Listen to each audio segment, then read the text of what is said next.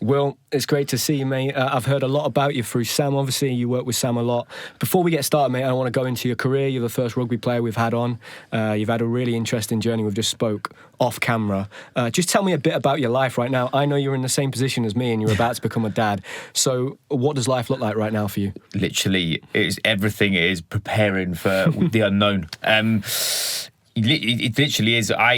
Background experience, I'm a strength and conditioning coach, worked in the peak performance space, worked with athletes, but mainly work with sort of the executive and corporate athlete vibe now. I also do coach education. I've just literally come back from Saudi Arabia, coaching at Core Riyadh to their management team and their gym team, all around professionalism, leadership. I'm sort of like high performance culture is sort of where I've been. Education-wise, master's degree in coaching, strength and conditioning degree. I've spent over $100,000 on extracurricular education for PT. Wow. I've been in the game for 16 years. As I said before, I'm 35, but I look 45. Just weathered, long paper round. And then we've been in Manchester for 2 years since coming back from Singapore. How has it changed? Finding out that you were going to be a dad, mate, how has that changed kind of like your outlook? For me, it's had quite a big impact straight away. I think a lot of the small problems I have in my life seem very insignificant now, and they just kind of melted away. And I think that's just only going to increase as soon as he comes and I get to meet him and he comes into the world.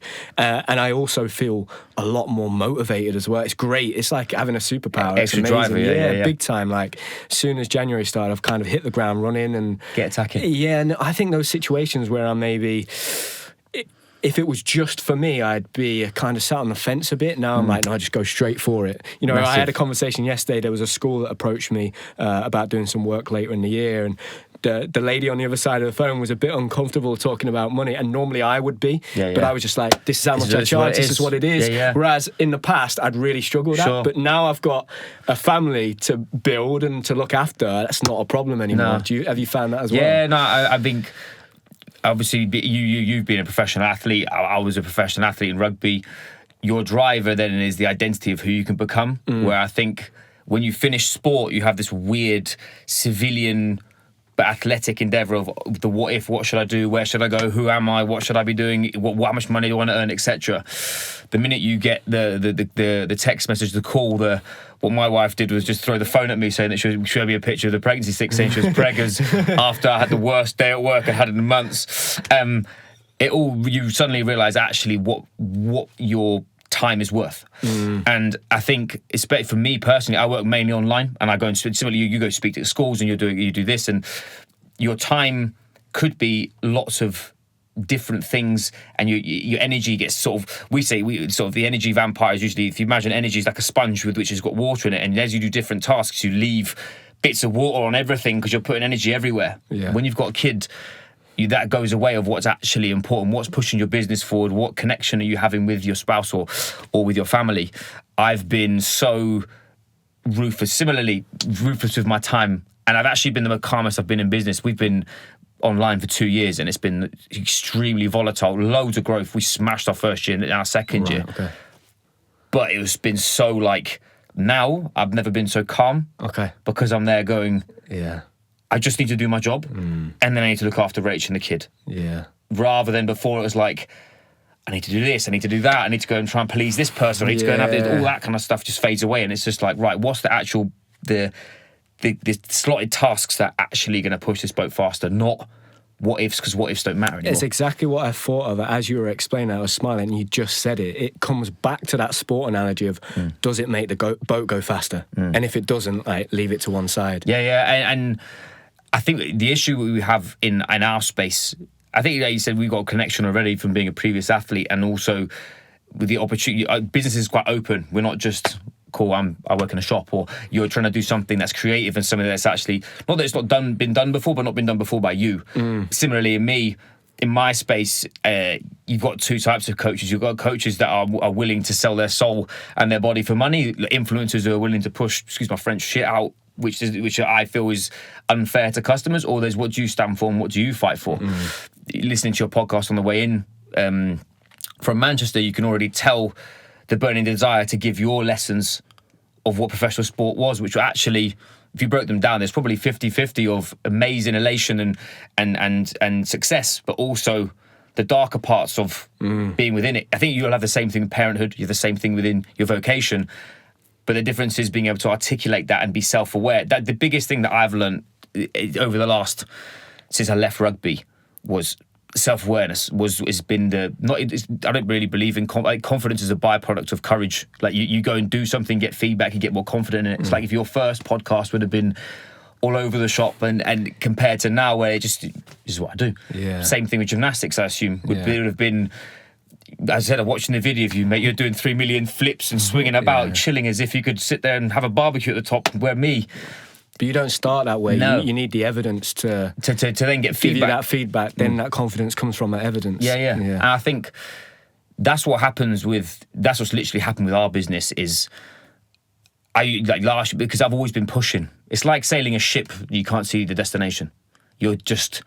I have to be ready because what if something goes wrong? It's your mind playing tricks on you. There's a really good framework called positive intelligence, which talks around, it's like the chimp paradox, where it talks around saboteurs, which is basically your primitive side of your brain is trying to find the negative in something because it's trying to prepare just in case something goes wrong. Yeah.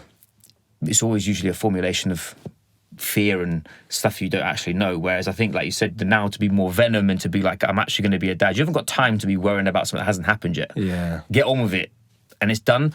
It's made me so much more like just calm and nowhere near as I am stressed, but stressed on my terms. If you catch what I mean. Yeah, you choose where to put your energy. Yeah, and I think I'll openly admit I'm very entrepreneurial, but you're similarly not because I'll drive a Ferrari. My impact as a rugby player was, we can go a bit deeper if we want, of like my identity around rugby was to prove that I could do it.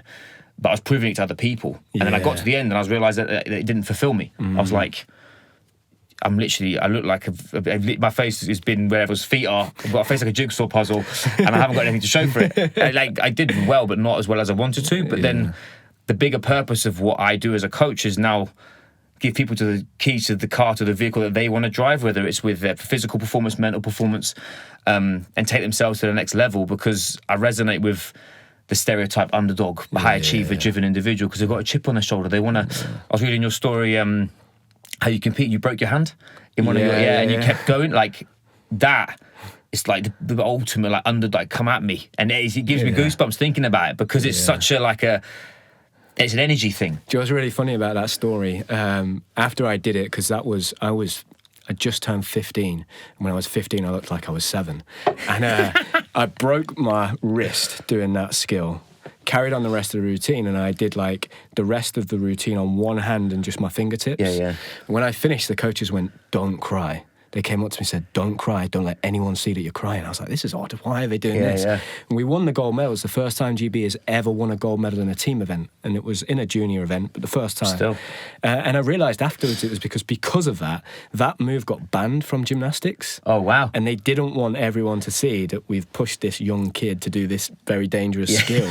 And then after that, it got banned because of me, because I'd done that. It looked crazy that this really young kid was trying to do this dangerous skill and broke his wrist, so it got banned after that and got taken out of like junior gymnastics. But it's funny that you brought that up, because I'm writing a book at the minute. I've just wrote about that in a chapter. But it's also it's a tough I find it's a tough line, because in society right now there's a huge fear around taking risk.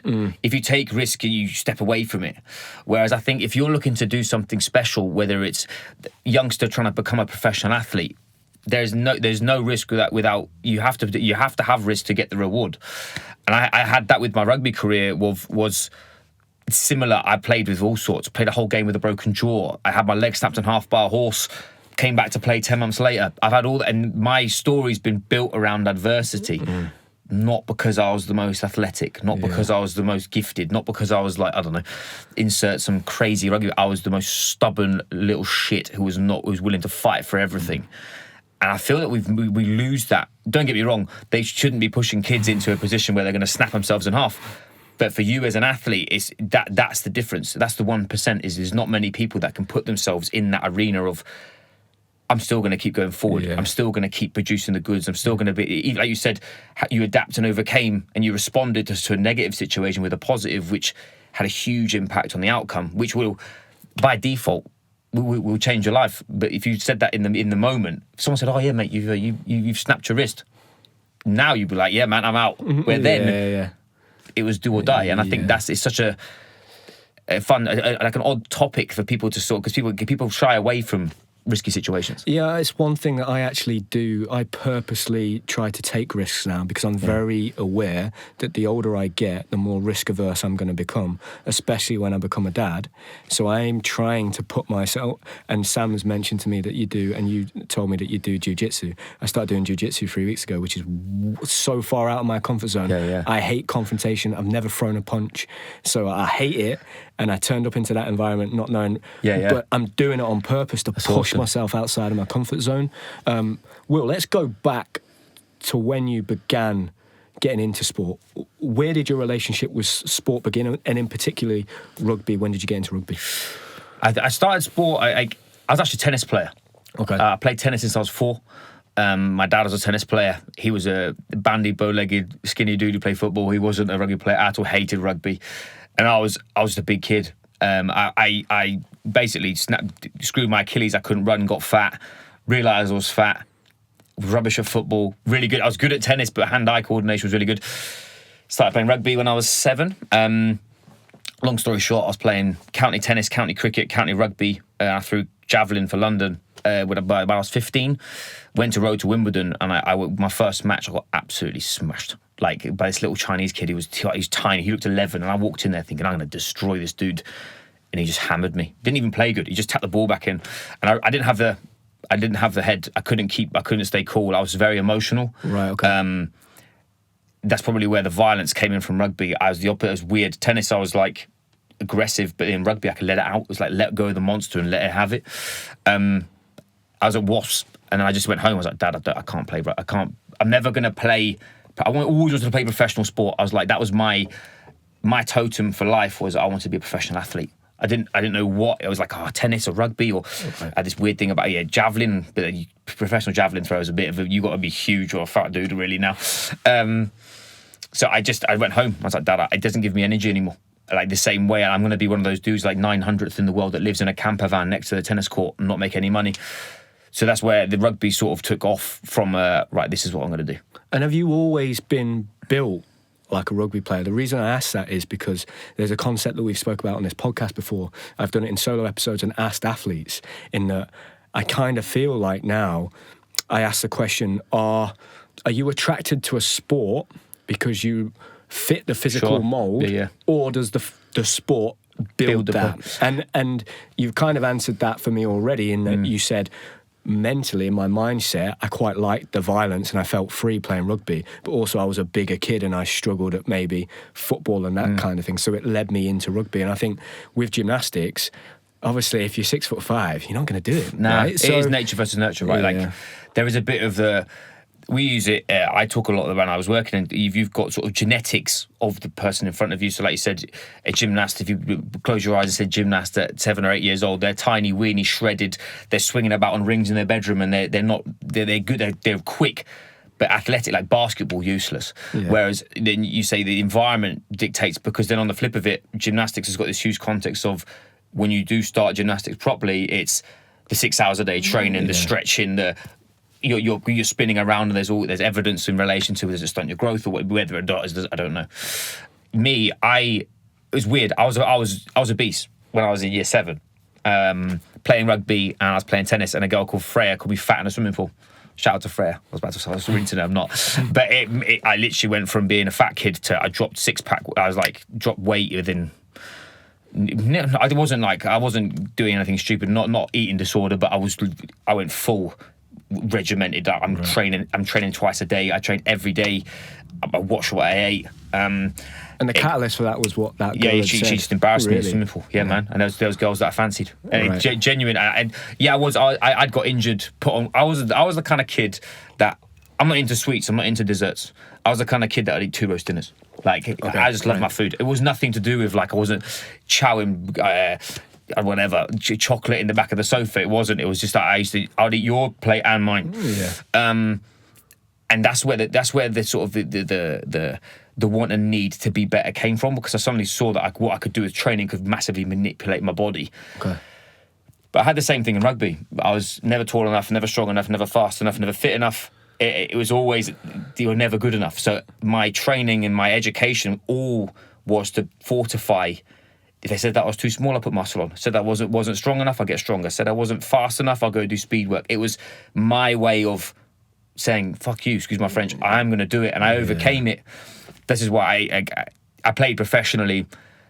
I didn't play for the British Lions. I wasn't like a 6'4" freak I was just literally this little stubborn, I was willing to die for it. And I think that's probably where it was more of a mental thing than a physical attribute. And you had that chip on your shoulder. Full chip on my shoulder. Because I did have that when I was younger, and people would say things, and I'd be the classic, well, I'm going to prove you wrong. Watch. Then I got to an age where I started to notice that, and then think, no, I'm not giving you the satisfaction. I know what you're trying to do here. Like I'm like 4D chessing you, and I don't need to be pushed by that. Sure. And I'm kind of sad that I lost that. I think it took my edge away quite a bit. It does. Towards the end of my career, I kind of like started to associate certain attributes of being successful in an individual sport as being quite negative. Being quite selfish, like I isolate. I didn't want to be like that. I wanted friends. I wanted people around me.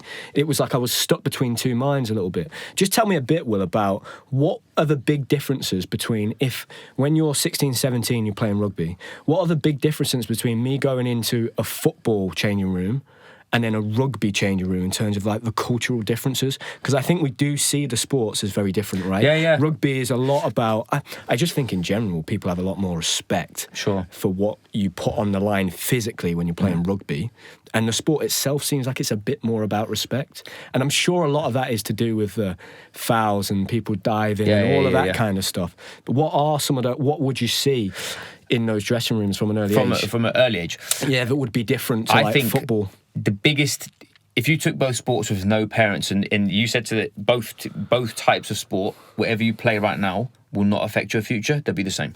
Okay. Because the thing about football is there's a huge connotation of if my son or daughter is 7 years old and they're scoring goals, they're going to get picked up by Arsenal, they're going to make 100 grand a year at 12 years old. There's this connotation. Rugby doesn't have that. Rugby has, at 14, you may get picked up for a scheme where you'll get one gym session a week and go and do some extra passing drills. And then by 16, the progression is a lot further away.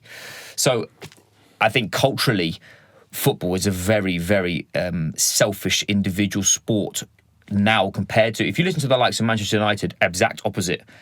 But that's because it's all about the team.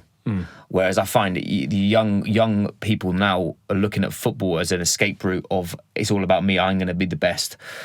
And it doesn't matter what happens. Rugby, it has that, but it gets knocked out of you pretty quick because if you're that cocky little shit that's going to take it, someone's going to literally steamroll you and stamp on your face. And it sounds quite gladiatorial, but that's literally what happens in comparison to football. I feel the football thing is driven a lot by perception of the later stages of their development, which is brilliant.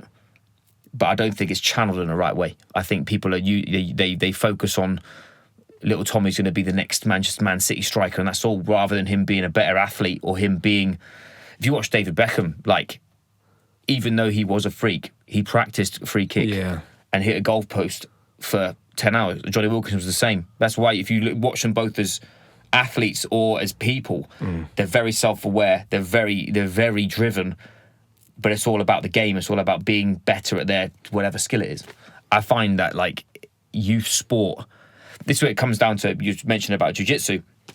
The transversable skill from a gymnast into jiu-jitsu is wild. Like, you'll murder people, man, just because of your athleticism around your body, your balance, your skill, your coordination, your hand to eye from catching bars and stuff.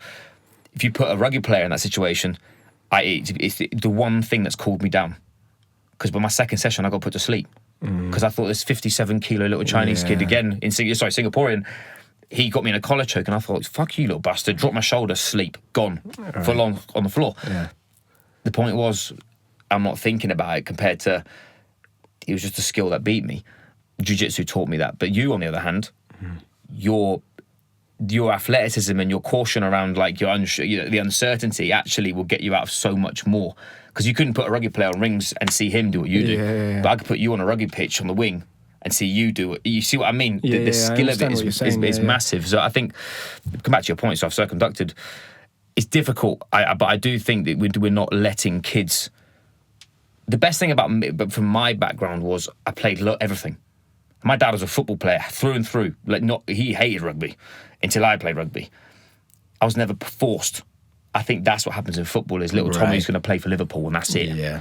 Issue, I think. The parents have that influence. And they have expectation. They don't let their kids explore. Yeah. They don't let their kids just be... Do you think the value system's slightly off as well? So Massive. It's a different value system. Like in rugby, you look at... It's about... Oh, look how brave that guy is. Whereas in football, it's like, look how much money he makes. Yeah, it Do you know what I literally mean? is. Yeah. There's a real difference. Massive there, difference. There? And I think that it comes down to age.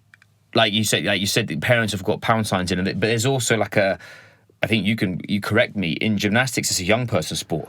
So you haven't got long. Yeah. So they go, we need to make this happen now. Where rugby, I know rugby players that have been picked up, I can't remember his name, the scrum half for England got picked up when he was 30, from Northampton to play for England. You'd never see a gymnast go to the Olympics, I wouldn't assume. Yeah, I mean...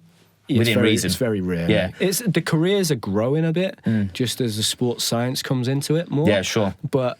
Again, there's always going to be a limit because the money's not there. No, Do you know it's what I mean? different. Like Yeah. It's a bit like with rugby. Maybe you would see that more in the kids if the money was there. Do you know what I mean? I think most kids that start playing football start because they love it, but somewhere along the way, the money and the fame becomes a factor because it really is. It's just part of the journey. If you're going to be successful, you're going to have money and everything thrown at you. Yeah. And then it's really difficult maybe then how do you control that if you're a parent and you're not in control? The coaches are in control. Like, the system, do you know what I mean? Does that make sense? No, very, very much so. But I just feel personally... It would change your life. Yeah. I'd never been in a rugby changing room, but I'd imagine there would be some differences. Oh, it's very... How'd you say... I was a very wise rugby player in relation to, because I was in the middle of the war zone. I used to call it the middle of the fight all the time. Like I would tackle everything, and if there was a fight, I was in the middle of it. If one of my teammates was in the middle of something, we're going all in. I was such a team player. Okay. I then gave me a lot of authority to, if a new kid came in who was being that proverbial footballer who is way more ego-driven, you'd knock him down to size quick. Yeah, but you would do that. It's a culture thing. And maybe the issue is that doesn't exist in the game of football anymore because players are protected by the ref and you can't go in and smash someone. Because players are worth so much money. At the big clubs, you're not going to tackle much. So that element of not being knocked down to size, but taking the knocks has been taken away from that sport. Yeah, Does that sure. make sense? And I think, but also in team, like if you looked at the time when I was watching football, like people like Roy Keane, the Neville boys at Manchester United, it was all about Man U. If you put it into rugby, the All Blacks, you leave the shirt as you left it. It's the cultural difference and the understanding of being a better All Black. This is bigger than you. Yeah. Literally that. And we used to have that. I was at Cinderford, which is an old mining town. And I went there, basically, when I was 18, captain when I was 19. And again, we scalped everyone because it's it's bleak up there and the people up there, horrible, lovely people on the pitch, horrible, not good rugby players, violent. Yeah. But it was all bait. If you had an ego, if you came, London team came up there, mate, you were coming back with all broken noses. It just wasn't happening. Whereas in football, you've got a Sunday league where they think that people are just aimless and stupid, but if you've got the people that are playing sort of the lower leagues, the culture around the team is, like you said, I'm here for me, because I could get transferred somewhere else. So then whereas in rugby, it doesn't, there's so many players, I've got friends of mine who are, like, they've got 300 caps for Hull. It's Hull, but he's from Hull and he dies and bleeds it. It's, you see what I mean? I think there is that piece of, you give somebody power, sometimes they just don't know what to do with it. And in football, I think more so when they're young, the parents have a lot of power. The value system is very, very different, because in rugby, mate, it just doesn't... What's the pathway? If you're a young rugby player and you've got aspirations of playing at a high level, what does the pathway look like? As you mentioned there, you can get brought up at, like, say, 14 and go and do a bit of extra training once a week. What did that pathway look like for you? For me, so I was at Wasps when I was a kid. I played for Wasps since I was 7. I played there till I was 15. At Colts, I was always the rugby player that was, like, close. So I was always like, you're nearly on the academy, you're nearly at this thing. But I went to Hartbury and started in the third team. In my first year, I made captain of the under-18s, where I got picked up by Gloucester. So I went to Gloucester Academy. So Gloucester Academy started then. was like, it's a little early now because they've got a thing called the ACE scheme. So this is why you can pick when you're 14. When I was there was no such thing. So it was 16 plus, but now I think it's 14 plus. There was a few youth things that you could do, but more actual, you're with Gloucester, we're going to give you Gloucester kit and you can play for Gloucester was at that age. I went to the 8, so I played A-League, which is the one below the Premiership team, where I was there for 3 years. But I was at Hartbury, so again, I was just fighting for my shirt, to be honest, mate. Like I went from Hartbury college, where I was the captain of the first team, and I thought I was Bertie Big Balls, so I was straight back into uni. And men's rugby's different. College rugby is because we had such a good team culture. My coach was insane. Like Alan Lewis was. We had Chris Dewsnap as well. Then Linney, and I went to Alan Lewis. They had a huge coaching. Hartbury was the biggest growing rugby college in the country by a long way. Like we went from the bottom leagues all the way up to now they're in the championship, being promoted every year. Like they were one of those. I actually handed my scholarship back at Hartbury at one point because I was getting no game time. So that's why I went to National 1, which is still paid at semi-pro. There's no money. It's not like you're getting paid. The football was semi-pro or like the third league from Premiership of football, you can still buy a house every month, whereas this was not that. And then I basically did National 1 back to Hartbury for my master's degree. And then that's when I got picked up to play. In between that, I went to Exeter Chiefs for pre-season, which I basically got the grades for uni, but I did a BTEC, not A-levels. Right. And my home comforts were in Gloucester, man. I knew everybody in Gloucester. I was with Gloucester Academy, which I thought was good, which wasn't really. I should have stayed at Exeter. Everything was calling me back. Exeter was amazing, and that's the one move that I would change. I wouldn't have gone. I'd have stayed there. Would I have played any higher? I don't know. At this point, when this is going on, is rugby your sole focus? Everything. Yeah. I'm from a. My parents are very much a case of you do need to have an education. And I was not stupid enough to think... It's weird. It's a very double-edged sword because I've kind of changed my mind about this a few times. Right, okay. About, like, I've got really good education. I've got a BSc degree in strength and conditioning and coaching. I've got a master's degree, which I got for free for rugby, which was at Hartbury. But that, when I went to do my master's, was when I was going to Exeter. So I made a choice. I made a choice of compromise of I'm going to get education and I could go and play the next level, or I could stay in, because Exeter were in the championship in that year, they got promoted. So I've always been, I had to be a pro rugby player. Like since when I left tennis, I didn't care about anything else. Like my education, I'm one of those. I'm a clown, man. I enjoy education. I wasn't the most brightest kid. You had a very well-defined goal. Yeah, like It wasn't open-ended. Like I'm just going to play and see where it takes me. Like I want to play at the highest level. I wanted to play pro. Now, if I could go back, I would have tightened that gap. Okay. I would have said I want to play 100 games for Gloucester and play for England. Okay. So I wanted to play for England. I was always on the cards for like England schools, England colleges. England, the England counties is where national rugby. You've got England A team, so England first team. You've then got their A team, and then England counties is the national one team. So they're not pro, but they're representative of the country. I've always wanted to play for them. Unfortunately, never got there. Yeah. I played 10 years in National 1. I was like the old head in National. Everyone knew me in National 1. Right, okay. Just for the Cinderford thing. And I went to Donny, and that was when I first signed pro like that, and that was like my dream. Yeah. Even though, like, looking back, it was Donny. They came down from the championship, lost all their money, needed to regroup, and they're picking everyone out of the national 1 team to go back into the championship. Yeah. But at that point, I had a farm. I was working 4 jobs. I had no money. Like right. I wasn't leaving it a chance. But that was my break. And did you start getting paid at that point? When you signed for I was making 18 grand a year, mate. So this is why PT came in. Right. Was everyone thinks professional sports glamorous, man.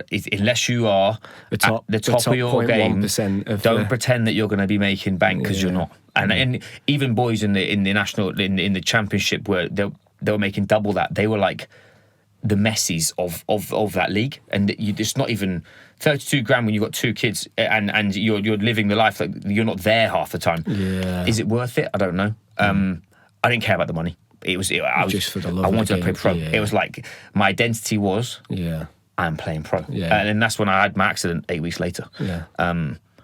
where my ex-missus she was lunging a horse on her own, a youngster, and it turned and started trampling on her. What's lunging a horse? So you see in cowboy films when they've got a horse on a rope, yeah, and they're going around in a circle, yeah, that's lunging. Okay. And when you want a horse to move properly, you put a piece of rope behind its bum, which makes it tuck its butt, basically makes it move nicely. It's called a passoa.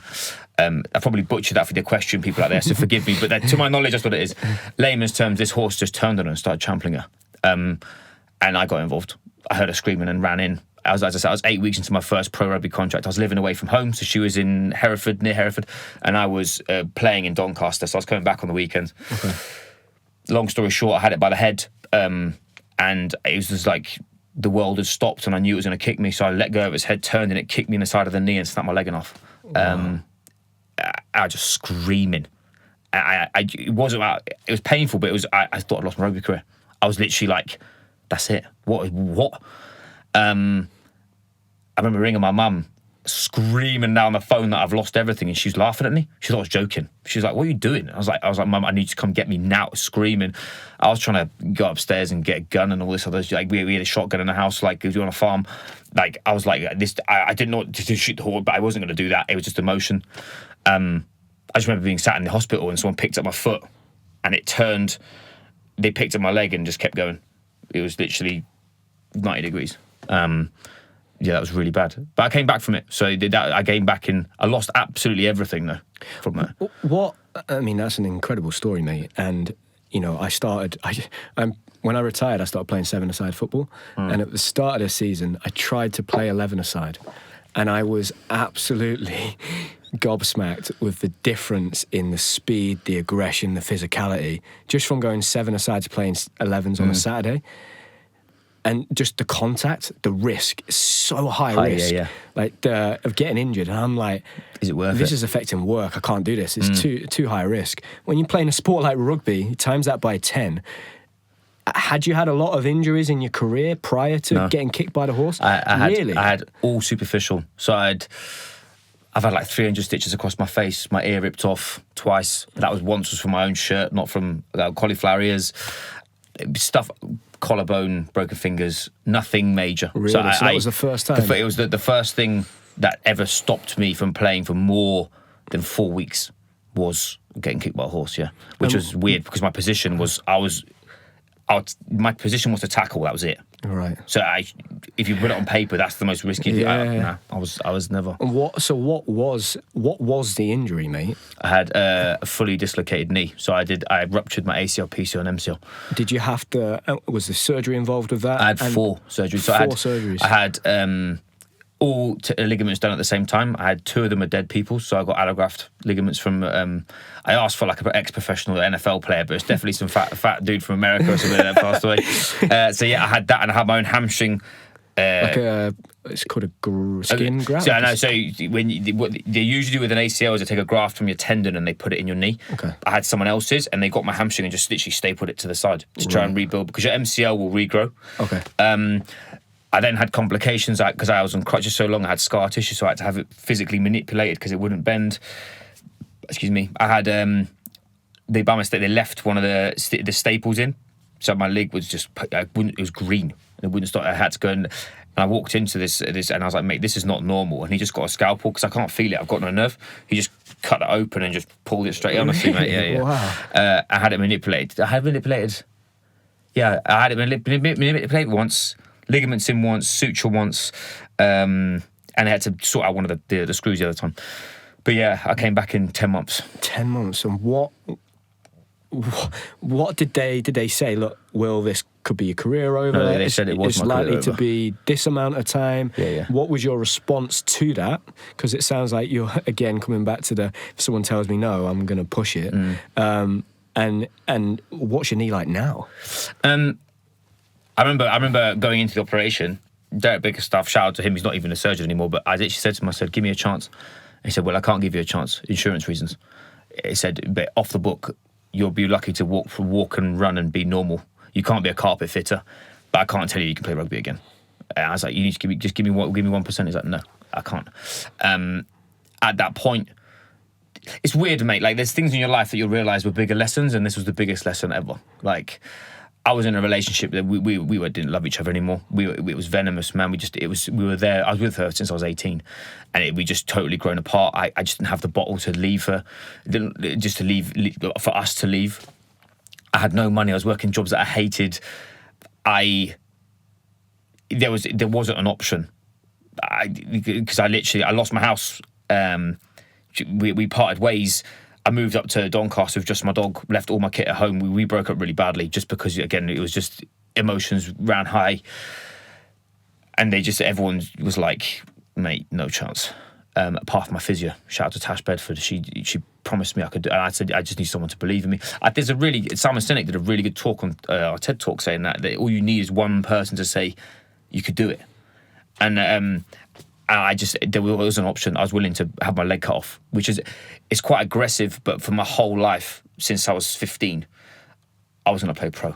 I'm going to make it to England. I'm going to go and play for Gloucester first team. I'm going to be in the Guinness Premiership, watch. And then someone just takes it away. Yeah. And it was very much a moment of like, I just remember, as I said, I was sat in hospital wearing clothes that didn't match with wellies, with a leg snapped in half, thinking, well, what are you doing? And it was the biggest life lesson of... I was responsible for where I was in. It was all... I blame myself. Which everyone was like, yo, she shouldn't have been doing that, but she shouldn't have. But I think if you blame somebody else, you give somebody else the power over you, where it wasn't. It was a life lesson. This is where you talk about being a man. As a man, I should have taken responsibility and not been in that situation, and I should have had that conversation way before it got to that. That was just life telling me, mate, you're in the wrong place at the wrong time.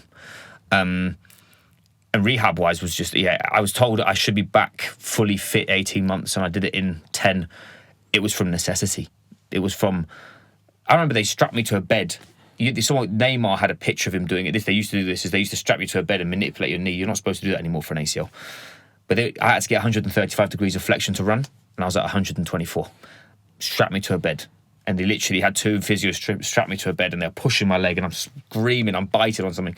And the guy that owns the club walks in, and he just walks in and he says, he's like, who the FNL is making all this noise? I've never sworn at someone like my life. Oh, you effing fat. I'm rinsing this dude, screaming at him, and he's got a full hairdryer, back on the table, bending my knee. Looking back, it's quite barbaric. Yeah. But it was purely, I'd seen the bottom of where, as I said, me and my dog Tia, that was it.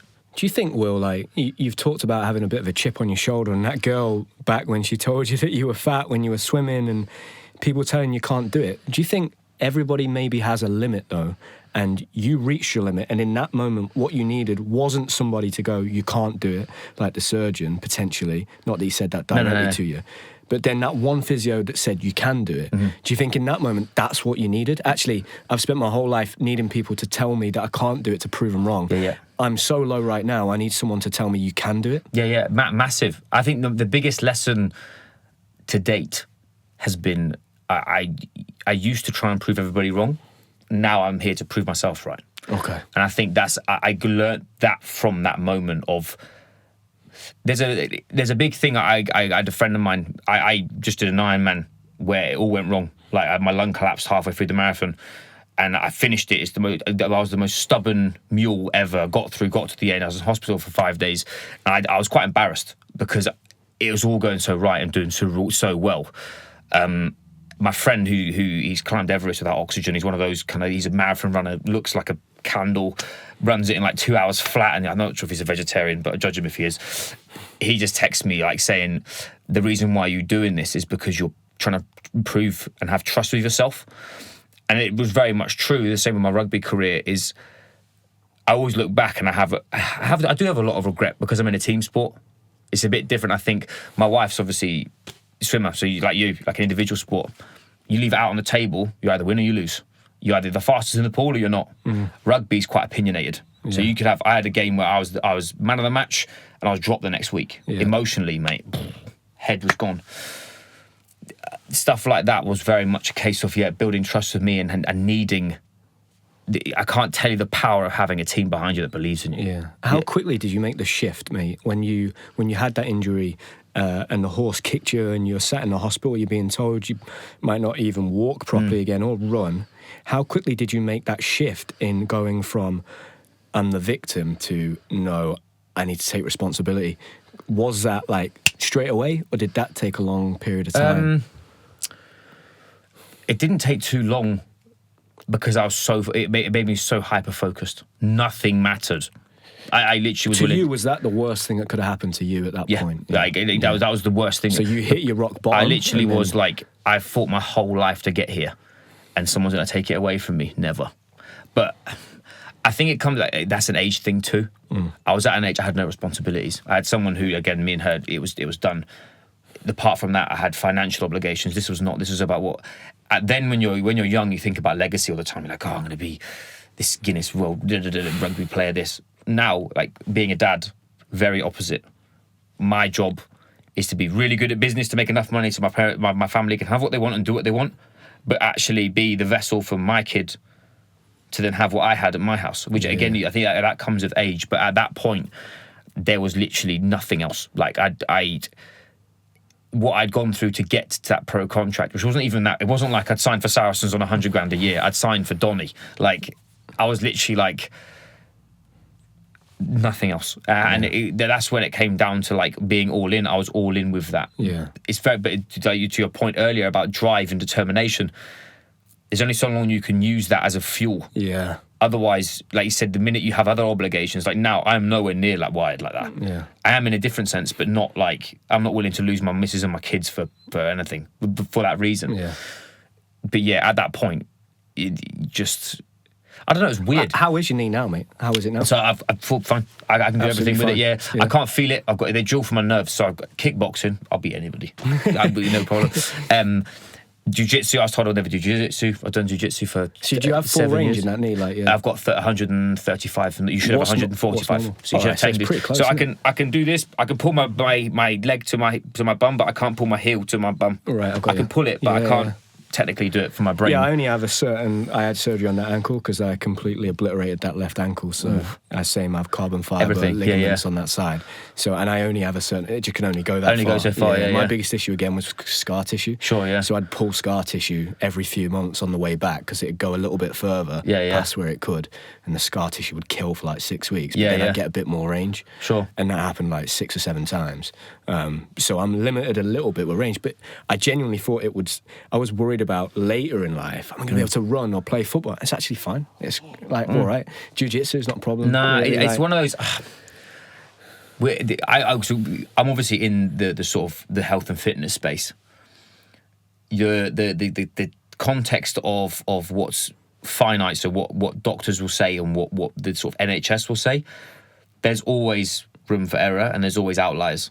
And it's probably, I would imagine, it's a bit like, when you go on your phone and you use like Apple Maps and you like see how far it is to walk somewhere, and it's like a mile and it says like 30 minutes. You're like, it ain't taking me 30 minutes to walk a mile. But that's just for the average person. That's the same with what the doctors and the hospitals and the surgeons, they're going to give, this is the average, but you're probably a bit of an outlier because you're an athlete and you've got to the level that you've got to. And also there's like a... And it's different, I imagine it's different from person to person, right? If you took 10 people and did the same surgery, everyone will react slightly differently. So 3 people had it in the same 6 months as me, only I came back. Right, That's not being... They kept getting swelling, they just never were the same. But because I literally gave myself not an option. And does it move the same? My left-hand side of my body moves totally different to my right. My leg or my damaged leg is hamstring dominant. My other leg is quad dominant. My glute is 30% smaller than the others. It's all that kind of stuff. I just don't think about it because I haven't really got an option. And you did it, mate. You successfully came back, which in itself, as a lesson for the rest of your life, you can always say, hey, look, that happened and I still made it back, which is a massive thing. That's a big thing. Not that is the be-all and end-all and you shouldn't put your body on the line like that, but no, that's the evidence, again, to say, look, if something really tough comes up in life, because you will have found now, and I find this, I'd take the issues I had in sport over the real life issues every day of the week. Because when it comes to family stuff and that's hard. But if me having a bad competition I'll take that, give that to me. I want that stress compared to like real life stress, do you know what I mean? But it's because I think as you get older, you realise that sport is only sport. But when you're in sport, it's not. It's like it's everything to you. But then when you've been in it, like you said, you'd be walking up to the bars before you're retiring going, whatever, I can do this. But when GB gave you the first ring up and said, "Oi, do you fancy doing this?" and wearing that, mate, that the feeling of just like being accepted for being that good would have been. Whereas when you've done it for a million times, like whatever. I used to get. It's the reason why I realised I knew when it was time to quit was when I didn't have the fire in my belly anymore. You lose that. I didn't have my edge, mate. Nah, I could do it. I could just do it. And it wasn't that I was brilliant. It was just because I knew I couldn't get to the next. I was 27, 28, and I moved to Singapore. The rugby there is very different. It's just it's not pub rugby. That's the wrong term. It's more social rugby. Okay. Do you feel like you squeezed all the juice out of your orange in your rugby career? I reckon I had 5 or 10% more, but I should have done it when I was in that position of getting kicked by a horse if I could have. I tried my heart. I haven't left anything on the table with rugby. Yeah. I wish, if I could go back, I wish I'd committed more and maybe I've been a bit more ruthless with everything else. Like you said, maybe my education. It's what people ask me, like, because now that's set me up, my business and everything has set me up to, I took 30% of my professionalism from sport and I put it into education, and now it's really set me up. But I always say, if a kid comes to me at 14, 15 and says, "Mate, I want to be a professional rugby player," go absolutely all in, because if you don't, you'll regret it. But you have a responsibility of, when you're not doing rugby, what else are you doing? That's what I say. I've got one. I worked with a client of mine. He actually plays at Donny now, and we were talking to him about, like, when you're not doing rugby, if you're just sat there playing PlayStation, problem, because you there's more to life than this sport. But getting into it, yeah, man. Like, you got to commit to doing the reps and doing the time and not being fearful of the what if I can't, because what if you can? But this is the problem with sport as well. Is there's like a 1% thing. As if you make it, if you watch the likes of like Dan Carter or MySpace, Richie McCaw and stuff, they're so level-headed. They've got other ventures and they're doing so many cool things. It's because they've gave everything to sport, but they're putting everything into family life or business. A lot of sportsmen, I feel, they leave something on the table. I don't miss rugby whatsoever, but it's because my meaning of it's changed. I can't even believe I've done rugby, let alone. It's such a weird part of my life for me. Yeah. After I left, because I went through this massive. I was going to ask me, did you find it hard to find your place in the world after rugby? Did you? Because you moved quite a bit. It sounds like you moved a bit, right? The reason why I moved Australia, Singapore. Were you kind of just trying to figure out how you fit in? Yeah, I ran away, bro. Is that what it was? Yeah, I had no money, and I was doing the same old monotonous stereotype ex-rugby player thing of playing a bit of semi-pro on the side and having 3 different jobs, just living in someone else's gaff. She was lovely, but it was just a hovel, like not literally a hovel, but just not. I was there, man, I'm heading towards 30, but I don't even know what I want to do. The only thing that's been a constant in my life is I worked in a gym since I was 14, and then I saw Singapore, and I was like, the biggest change I did was I rang my Manly Marlins. I was like, all right, I'm coming over to Australia. When I played over there, changed my life going over there, because I suddenly realised that the world was bigger. And then for Singapore, it was like, I need to make a drastic change, because I am brassic, and I don't know. Me and Rach were serious, but not like, we've been together for a few years, and she was around the world with swimming. So I was like, I need to make a huge change for myself now. The only way to do it is take a risk, and the only risk is go somewhere where I've seen friends of mine succeed. If they can do it, I can do it. I burn the bridges is the term of, like, I literally got on the plane with just going, I'm going to make this happen. I don't know how I'm going to make this happen. No plan B, just... No plan B. It was like, I'm all in here. I moved over there, as I said, I'd barely any money to my name, slept in someone else's gaff for a while, and I ended up, after 5 years, I came back, bought a house. I was one of the most sought after PTs in the CBD, full client list, all those other cool accolades from a professional standpoint, apart from the rugby bit, died off. I got into coaching. I played 7 games, blew my rib out my chest, and I thought, this is similar to you getting injured. I haven't got an opportunity as a PT.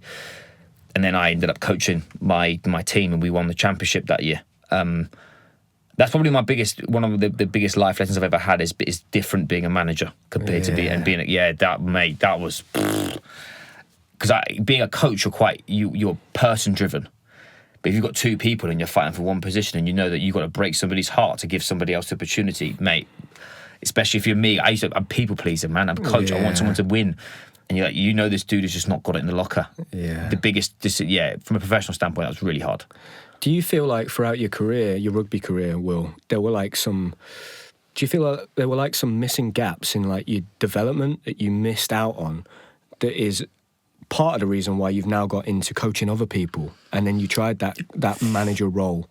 Do you feel like, I wish I'd have learnt that, or that was missing, or I made that mistake there and I'm actually motivated to try and help other people not make that mistake? Yeah, I definitely, I think your voids will always fill your values, yeah? So whatever you've struggled with, you'll try and, if you've overcame it, you want to coach it, or you want to teach it, or you want to help somebody with it, or you see somebody struggling with it, it doesn't matter how much they're going to, you do it for free. It's because it's so deep in your core. I've just been on every side of the coin of feeling not good enough.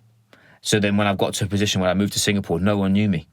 So no one knew that story. I didn't need to tell everybody I wasn't good enough. So instead of, there's a really good book from Todd Herman called The Alter Ego Effect, where you take somebody you admire and you see what traits they have that you have, but also the traits that you want that you don't have, and you embody them. There's a guy in my industry, Phil Lerney, shout out to him. He was the most sought after PT in Mayfair, UP. I moved to Singapore and I was like, I'm just going to act like him. If I don't know what I'm doing, I'm going to pretend that I'm him and I'm going to do it. And mate, it totally changed me. But just like what you said, yeah, like helping other people has always been in my DNA.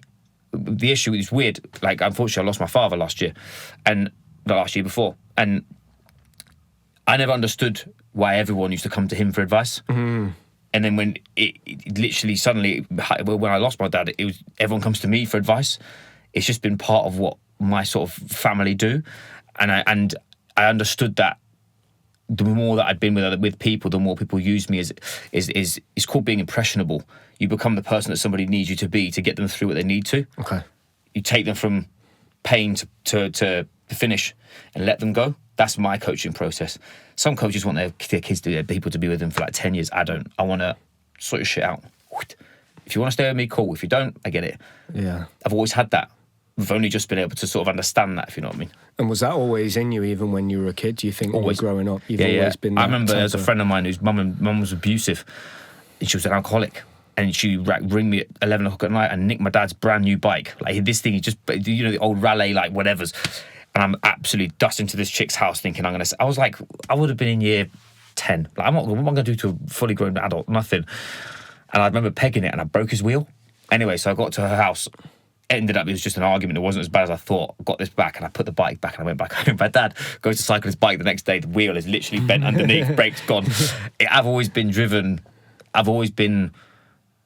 don't want someone to feel the pain that I've been through, even though my family life, I was not from this like ghetto or like, you know, my mum was a crack addict and my dad was a drug lord. Absolutely the opposite. Like stereotype, middle class white family, now live in a cottage in fucking Buckingham.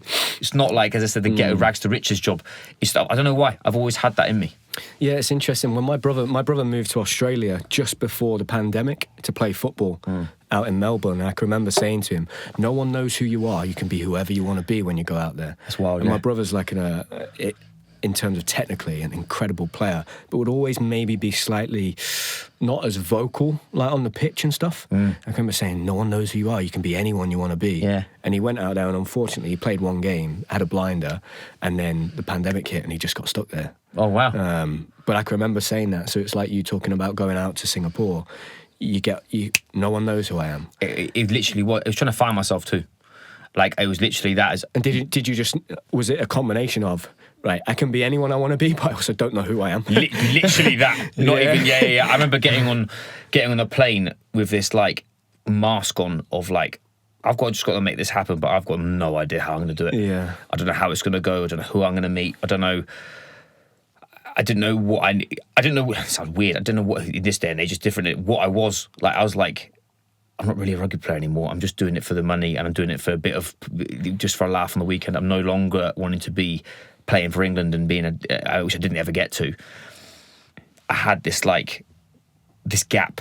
And that's where this is where I found I had a coach. I had an NLP coach called Jay Headley from the coaching room.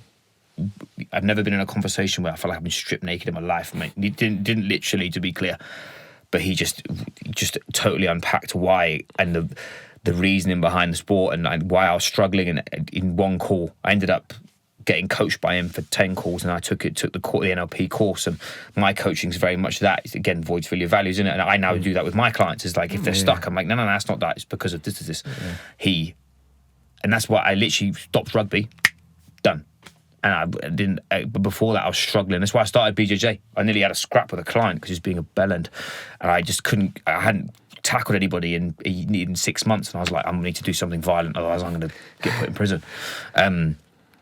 But yeah, there was that was my opportunity to not be. I wasn't a failure, but at that point, I got close. And I'd come back from an injury. No one said I could, and I still played champ and I still played pro, but I didn't, not where I wanted to. It comes back to when I started it. I didn't have this like, I'm going to play 100 games for this club and do this. And it was, I wanted to play pro. So I had got there. Yeah. In context, it wasn't what I wanted, but it wasn't because of that. It was because of loads of different factors. But the going to Singapore was the reset button. It was like... Do you know that gap, Will, between retirement, being lost, not knowing what you're doing, trying to figure it out? I think every athlete probably that's competed at a high level has that. What's the difference, do you think, in your opinion, having worked with other athletes and people in the world of finance, whatever it is, what stops people going to, drink, drugs, alcohol, gambling, that route, as opposed to, I'm lost, I don't know who I am, but I'm going to try and better myself and figure it out? Have you noticed a difference between the two types of people that struggle with that to the point where they just numb everything? Massively, yeah. And then other people that maybe go, I'm feeling like that, but I'm going to actually try and go out and figure out what's going on. Sure. Or do you think everyone needs to experience a bit of both? Do you feel you needed that gap of feeling lost to get to where you have to have a gap of exploration, because you've given so much of your life to something, and your values change as you get older. So if your values aren't in relation to like, what do you value? Not integrity, resilience, hard work. That's actions. Values are what you value. I value self-mastery, so I always want to be educated. Even if I didn't buy education, I'd want to learn new skills. Like gymnastics, I can do a muscle up, ugly as anything, and it's literally like a fridge door trying to get up there, but I can do it just pure belligerence of exploration. Yeah. Or I value connection. That's why coaching's so big for me. It's 'cause I love people. I like problem solving, but I also like hearing stories around leadership and resilience, because I've gone through that myself. Most sportsmen and women who I've dealt with don't funnel what they love about sport into something else. Okay. So I know people who are absolutely dominating. There's a guy in Australia, 98 gym, who's called Chris Feather, ex-rugby league player, had enough of rugby league, went and was a PT, and then his product he designed is a gym, but it's a strength and conditioning gym, but it's for normal people, but it's more... They want you to be as athletic as possible and to be as strong as possible and be as useful as possible. But the identity of that gym is now his rugby club. So he's taken that rugby club and put it into something. Most people don't know what they actually want and why they're doing the sport itself, or the skills they had in the sport. How can they bring them out in another way, whether it's financially or... So I'll be openly honest, I'm financially driven because I lost all my money. Okay. So I moved to Singapore I was brassic and I'd literally lost everything. So I'll tell everybody I am fine, but not against my values or my standards. Yeah. I'll make money how I want to make money, but I know my values. Similar to you saying before about this teacher ringing you up. You're an ex-Olympic athlete. You're not Joe Bloggs that works on the leisure centre, who's just like a 65. No. You're an ex-medalist. I worked with Jazz Carling, So I worked with her in Millfield. Same thing. The minute her value, because she doesn't understand, she's got 20 years of like elite level experience. Same with you. You'll have one detail that will change someone's whole routine and they'll suddenly go from whatever, this point to this point. But you won't believe that because it's like, what do you mean? You just took your fingers this way. Yeah. It's the same with rugby, is like, or anything. Most rugby players or sports people don't know the value that they have, and because they feel like they're being big-headed. Yeah. But actually, if they're putting it into the context of impact rather than showing off, the impact of the skills that you have, how much is that worth? That's what I coach. I do a lot around like personal development. Most rugby players, especially rugby, as you get older, it's more chests out, barbaric. I can't be seen to be weak. I'm hard. That was me. It was all a mask, mate. I was just trying to prove I was good enough. How tough is that? How tough is the personal training?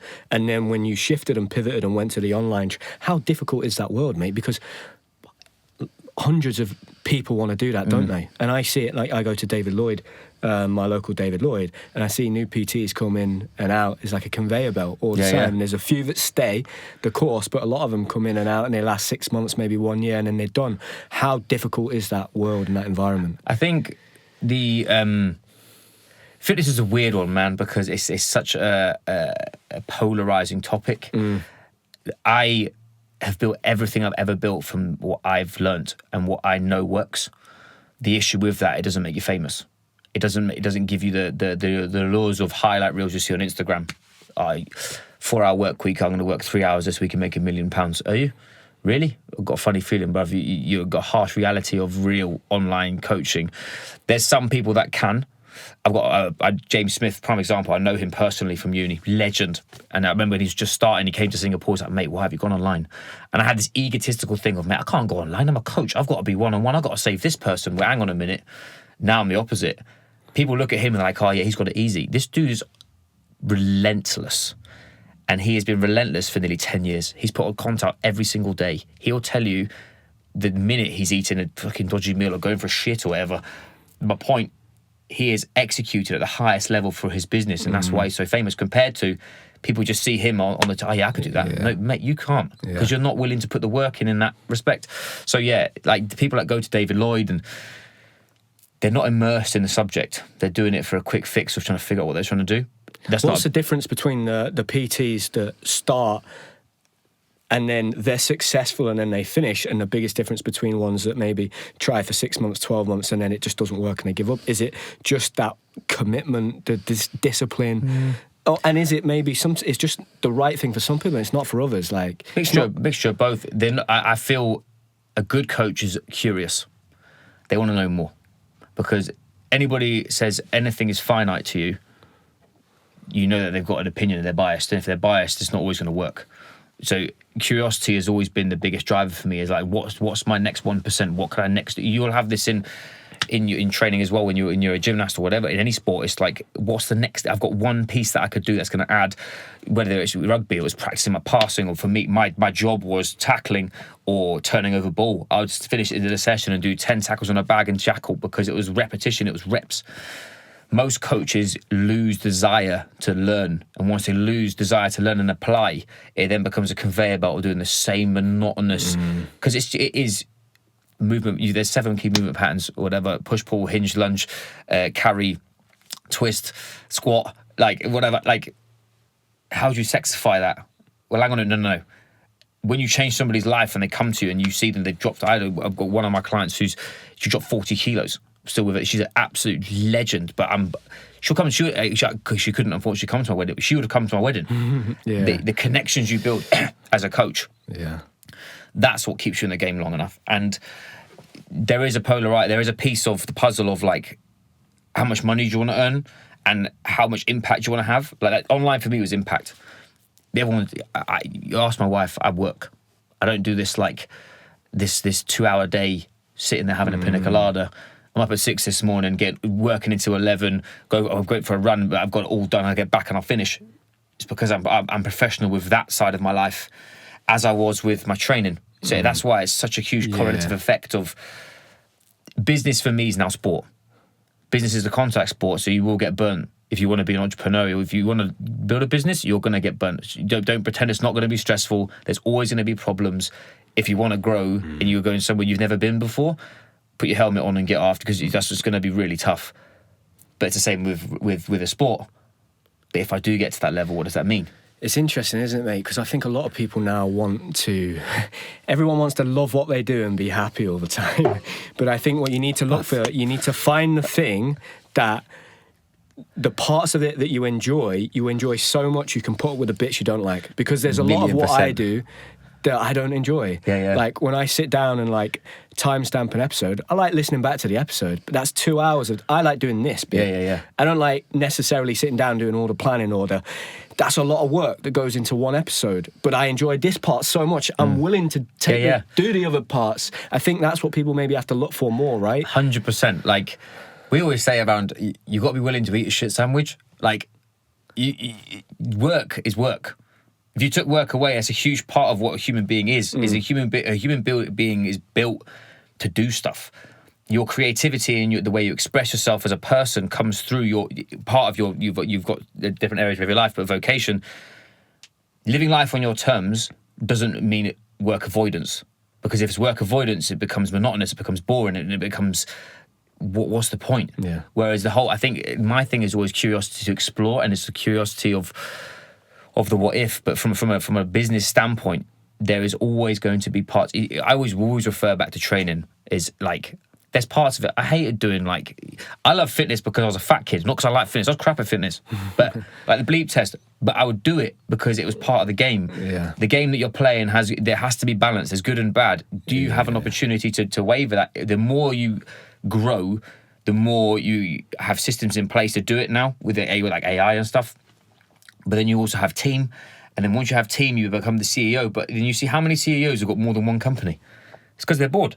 My client, he sold the biggest. He sold Lazada, which is like Amazon. He sold it to Alibaba, which was the massive deal, like hundreds of millions. Yeah, he was back to work within. Yeah. And I literally asked him. I was like, "What are you doing? Like, you could do anything." And he goes, "Mate, it's not about the money.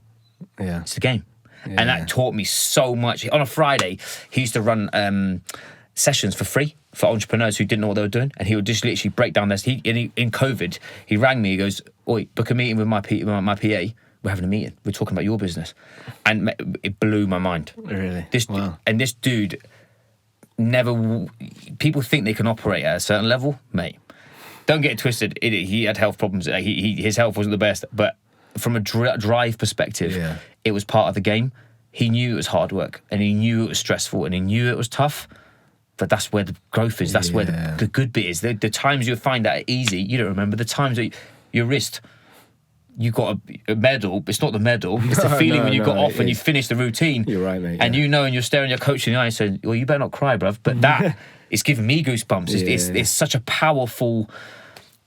That's what I find in my business, especially, is I have days when I pull my hair out, man, every week, and I struggle, and I sometimes I'm stood there like everyone says, "Oh yeah, I've got a master to-do list system," or procrastination or overwhelm. Man, do you know what? If you're actually doing this, that happens every day. Yeah. But that's the bit people don't see, right? People don't see. They see James Smith now being very successful. They didn't see the 10 years like leading up to it. But it's the same with like your career. They see you making your professional debut. They don't see the 15 years leading up to it. That's like anything, right? Anything, yeah. And I think probably social media, it tricks young people into this illusion that you can get it quick, and it never works. I've sat down with so many elite athletes and people from different walks of life now, just on this podcast. There's just no trick. There's no magic. It's work consistently over a long period of time, and you might make it, but there's also a great chance you won't, and you have to accept that. So find something you're willing to attack, that if it doesn't work out, you'll go, "Do you know what? I'm glad I tried that. Like, I've learned a lot from it." Well, so my wife, for example, she didn't make Rio. Yeah. And then she was going for Commonwealths, was living away from me. She missed Rio, whatever, by 0.1 or something. Similarly for Commonwealths, done. Never talked about swimming. She still swims. So happy about her career. It took me a lot to ever talk about my career. I felt like I'd failed for ages. I just felt like I didn't want that in my life anymore. Rach is chilled. She left it all out on the table. I think so much can be said for actually putting it's such a cliche thing to say. Look yourself in the mirror and say, have you actually done it? Are you actually, or are you just are you putting it on a facade for everybody else? Or are you looking at the highlight reel of Instagram is the worst place to find inspiration, because what you do is you look at somebody you admire and you think, how the hell am I going to get there? They've got life so great. They've got so much money. And they've got a whole content team. We're lucky enough to have your man in the corner who's doing our job, but he would have 10 more blokes doing all that. Yeah. We're at the forefront of growth, which we obviously want to take the likes of Sam with us and go, right, we want to go from whatever. I've got 50 online clients or 150, but I want a team and I want to do this and in-person days. It takes time.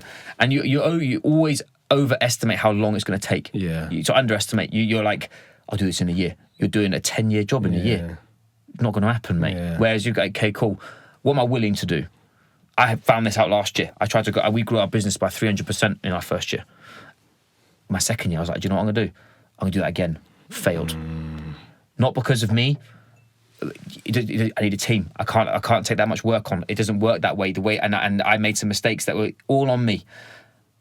Pressure is a privilege. I'm driving this bus. Is it my fault? Yes. I've got an opportunity to correct it. Yes. The next bit. Yeah. People don't want that. People want, I want perfection now. Doesn't happen. And they're not willing to jump. There's analogy of it. You know albatrosses, yeah? A big seagull bird. In the Galapagos Islands, it'll be on a come with me, stay with me. There's a hill. They'll lay the eggs on a cliff. When they're old enough, they'll just fly off, and then that chick will just jump. It hasn't got any idea what it's doing. It's either going to go splat or fly. It's the same thing with you within business or you leaving sport or anything. Is that scary bit of like, I don't know if I'm going to die here. You've got to just because the minute you jump, you figure it out. Yeah, you do it. It's the same thing. I find that really like. I teach a lot around leadership, not because I'm like it's more I'm lead myself, not like here's the secret sauce for having a 100-person team. No, it's not. You've been a bellend and a role model. Are you fit? No, you're fat. Sort it out. That's more my style of leadership. So yeah, I think it's people need to know what makes them tick, but also realise that it's okay to be you. You don't need to be somebody else. Yeah. Don't try and be. Nobody else should be James Smith. He's incredible. Like, as I said, as a coach, people get so jealous of him because they're like, it's so easy for him. He will never tell you that he's like at the forefront of peak performance of fitness. He teaches overweight women how to lose weight. But he's very good at it. Yeah. And he's got a 50-man team behind him. So that it's the difference. Stop comparing yourself to him and compare to yourself from yesterday. That's what I would be looking at. How do you find self-promotion, Will? Like, how do you find that being online and putting yourself out there and saying, like, this is what I do? Yeah. Like, has that been difficult for you? Like, over time? So are you better with it now? Do you ever have moments where you feel like a bit of a fraud? Because I know that I do. And I'm like, I'm saying this stuff. But does that creep in? And how do you battle that? So when I first started PT, I filmed myself for a year. Face-to-face to camera, never put it showed anybody. It is the most ugly film ever. It's really, really bad. But stuff like self-promotions, like playing an instrument, the more that you play it, the better you get. You can't expect to play Jimi Hendrix on the first day, yeah? So I used to, at first, it comes into loads of different realms of imposter syndrome. You get perfectionism, you wither away and you're not willing to do something, you procrastinate, you feel that you're overwhelmed and you find excuses. All this stuff usually is because you're judging yourself. The minute I flipped from I'm trying to impress everybody else to I'm putting my content out there to find my people that's going to solve their problems. And if I solve one person's problem that's willing to pay me, that person is worth the content, not the 250 people that are, I don't know, some robot or some little kid trolling me or whatever, which I don't really get that much. You callous yourself to it because it's you judging yourself. And coaches and athletes are the worst because as soon as you got off those high bars, you would not focus on the 99% that went right. You'd focus on the 1% thing that you fucked up. Coaching's the same. You're like, oh man, I missed this one word. This is real life, man. Like, so that little person who's desperate for your inspiration and you're not going to put your video out there because you're freaking out because your caption says the wrong word. Fuck that. Get it out there. The confidence needs feedback. The more feedback you get, the more confidence you'll have. But it starts with courage. Yeah. Courage to... I always said you've got to be naive enough to start and disciplined enough to endure. You've just got to be... I've posted every day for 4 years. I've got 3,500 followers. It's not a lot, but they're 3,500 people who want to listen to me. Yeah. Not, I need 1.5 million. Yeah. If don't get it twisted, I wouldn't mind 1.5 million. But in that process, I want to affect 1.5 million. I'm playing the long game. Do you think you'd find it, let's say you went from 3,500 to 1.5 million, do you think you'd be able to block that noise out? Because at 3,500, a few people shouting... So we had a video that went viral recently and there's a lot of people calling me a fucking clown. Oh, it's fine. I'm not... a lot of them are proper professional athletes as well. But I know what social media is. So for me, it's just... I find it quite funny. But I can block it out. If that happened to me 5 years ago... Agreed. Yeah, because it's an attack on you. But then at 1.5 million, how do you think you'll react to that? Do you think it'll be absolutely fine? If all of a sudden that volume would turn up, if you someone pressed the magic button and all eyes on me, and people started criticising me, my inner critic first would go fucking wild. Yeah. Because the fear of being found out, that's what imposter syndrome is. You feel like you're not adequate enough. Because I'm an emotional person, it's taken me a lot to regulate that. Am I perfect? No. Someone criticises me, I want to fuck them up, excuse my French, because that's my natural primitive chimp part of my brain. Is the same with rugby, it's my inner monster, man. Someone starts from me, it's game over. It was my problem. I would have played higher if I didn't have that, but I also wouldn't have got as high if I didn't have it. Yeah, it's like two sides of a coin. Two sides of a coin. Yeah. But yeah, I would struggle with being accepted because I have that, like, I'm achievement driven as a motivator, but as a society, I want to be. I've always wanted to not be that fat kid who everyone loves. Yeah, but maybe everything you went through in your rugby career means that, because for me, when I was younger, I used to think, right, I'm going to do my gymnastics career, go to the Olympics, win a gold medal, and that's the most important thing I'll ever do in my life. Done. My life's done. Everything after that will be easy. It'll be a bit boring, which is mad. But now I go, well, that chapter prepared me for this one. Yeah. And I'm going to take all those lessons into the next chapter of my life. Sure. And I'm more excited. This is going to be even better. Yeah. And I'm going to make less for mistakes. Different reasons. Do you know what I mean? Yeah. So maybe that will happen one day. You know, you might get to 1.5 million, and hopefully everything you've learned through that will mean you're in the right place to handle that. I think the worst thing that can happen for people is they go from 3,500 to 1.5 million in a week at the age of 20.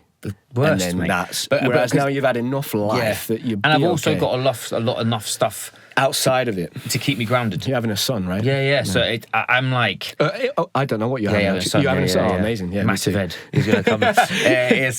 I just remember we were at the scan and she was showing the baby, and obviously it was the umbilical cord, and I was like, oh, that's his massive piece, and they were like, shut up, you idiot, trying to be serious. Sorry, going off tangent. My thing for me, so I've got connection over consumption always, and it's one of my value. I'd much rather have a client, especially for longer, than I don't do 12-week 6-packs. I don't do like quick detoxes unless they're like pre-diabetic or something. I think everything's about growth and everything's about getting. For me, it's mastering my own skills. Mastering a skill of mine is not to give a fuck if that happened. Whereas I've openly. I remember I had a picture. I was doing a body fat test with one of my clients, but it wasn't. It was all staged for Instagram, and it was a poor photo of doing it. I was basically you're supposed to pinch with your hand and grab it with calipers. It doesn't see my hands. It looks like I'm just grabbing with calipers. I got rinsed by one of my mentors. Fucking hell, man. I was apologising to this dude. And he's laughing. He's like, shut up, you dick, his sister, whatever. But that was I have to be accepted. This was like when I was in Singapore. Yeah. Would that happen now? Instagram to me now is a game. It's a shop window. Yeah, but you've been able to take the emotion away from it. You see it for what it is. I know what that is. I know the devil I'm dealing with. I think as long as you, and then for me, I'm like, as long as I'm authentic and I stick to that, then I don't feel I'm then doing any damage to somebody that's coming up that doesn't understand that yet and they've not learnt that. As long as I'm not just chatting waffle and pretending and you know, selling something that I don't actually believe in. Yeah, that's the biggest thing. As long as I stick to that. Instagram is the least authentic place you can be because you're doing something to show people stuff. But if you're doing it with your values, that's the difference. Like you said, is you doing a video and doing it differently because it goes viral doesn't make it authentic. It means you've got the algorithm. But if that message is to help somebody, because you know full well if they get in the door, they can help you. See, it's like I do this with coaches who this big imposter syndrome thing is, I chase the algorithm. I'm like, but you put it on your terms. Yeah, I don't. Same thing for you. Is like if James Smith is, again, we keep using him, but it's because he's been very successful.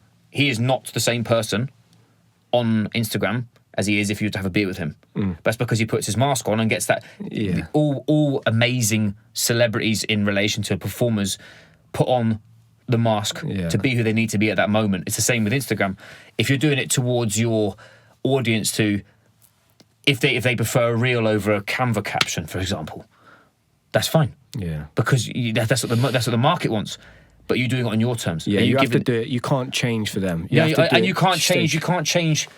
Oh, mate, do you know what? Here's some branched chain amino acids that I've got a green tea extract in. Tell someone they can lose 30 kilos in a day with it. But you'll get 1 million views. Yeah. You have a choice. Me, no, because I've worked 16 years to fuck that off. Yeah. People don't. It's that's what young coaches are getting. They see that as fame, where actually you putting your message and doing stuff like this, which is long form, gives context. With context comes freedom, because people have choice. That's the issue. This issue of TikTok. Yeah. Is 90% of people use TikTok as a distraction. Whereas if, like you said, we talked earlier about pregnancy, weird. We got 10 people in this class. Everyone's like, yeah, I saw it on TikTok. And I'm like, what? Yeah, I saw something on it. But it's modern day society now. It is, mate, yeah. But you're using it in the right way. But I think for people out there, it's interesting to hear that from someone like you, and probably me, is that the smart people that understand it don't use it in the way you're using it. Yeah. So think, why are they doing it? Ask the question, why are billionaires not letting their kids on social media? There's a reason. Think about that. It's probably because it's not good for you. No. Amazing. It is such a weird piece of the puzzle. Like, there's I had an argument the other day around, like, you as someone like me not using their phone. I'm like, but I run my whole business on my phone. So what am I going to do? Not have a phone? Yeah. It's not. My standards are that goes off when I'm with my family, especially when I've got a kid coming. Is that it needs to be in a different room, because as soon as someone's got a problem, I've got to solve it, because that's what my identity is. We're actually no. They got broccoli problems, bruv. That can happen tomorrow. Yeah. It's huge. You've got to know the devil you're dealing with. Yeah, you've got to accept there's trade-offs. One of my friends, we did a talk around leadership, and someone asked him that she was growing her coaching business at a rate that was too fast. She'd gone from nothing to like 20k in a month. And she was like, for me to sustain this, I've got to become and do something that I'm not sure I'm willing to do. She's got a kid.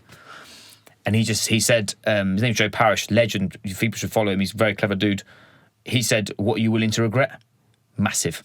Because if you want to build a business, you're going to have to work. But you're going to have to work, you're not going to see your kid as much. So what are you willing...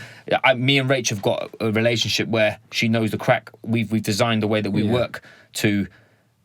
When I'm in, I'm absolutely all in, focused in. But when I'm out, I'm doing it because it's the only way we can, as a family... I think people get such like caught up in the... What should I be doing? What I always ask, what I know I shouldn't be doing, and what am I willing not to do? Like, I have to train every day. Not because I'm a meathead. I'm not like walking in like Peter Andre. I'm a strong athlete who I want to be good at jiu-jitsu, but it's to train my monster, man. Yeah. It makes me regulated. It means I can be come in and be calm and not be itching and just be. It was because it's my inner critic. My inner critic saying, "You little fat little bastard, you got to move." I don't mean it like that. It keeps me It keeps me sharp. It's great that you know that about yourself, mate. And I think that's probably one thing I've taken away from this, how you like that self-awareness of, right, I have got this inner aggression in me. I need to control it and use it in the right way. I think that's massive. That's the one thing I'll take away. The biggest thing I've learned from the age of now to 34 is I need to know more about me. And I think a lot of people have that as well, so they're going to find that really valuable. Will, mate, this conversation's been brilliant. No, thank you very much for having me, man. Do it again for sure. And all the best with the baby, mate. We're going to be around the same time. So give me a text about what happens, just so I know what goes on, mate. Because it's happening just before compare head sizes. Yeah, mate, mine would be massive. All the best, man. Thank you very much. No, thank you very much for having me, mate. It's been awesome.